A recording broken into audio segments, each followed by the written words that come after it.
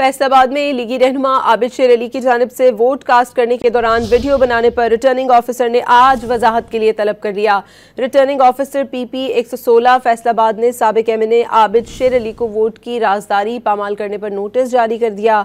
साबिक MNA ने आबिद शेर अली के पोलिंग स्टेशन पर अपना वोट डालते हुए वीडियो बनाई, जिसमें उन्हें बैलेट पेपर के ऊपर मोहर लगाते हुए वाज़े तौर पर देखा जा सकता है।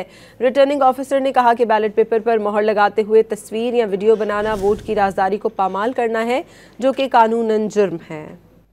फैसलाबाद में लीगी रहनुमा आबिद शेर अली की जानिब से वोट कास्ट करने के दौरान वीडियो बनाने पर रिटर्निंग ऑफिसर ने आज वजाहत के लिए तलब कर लिया।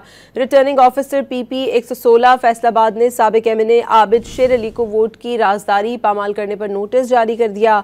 साबिक MNA ने आबिद शेर अली के पोलिंग स्टेशन पर अपना वोट डालते हुए वीडियो बनाई, जिसमें उन्हें बैलेट पेपर के ऊपर मोहर लगाते हुए वाज़े तौर पर देखा जा सकता है।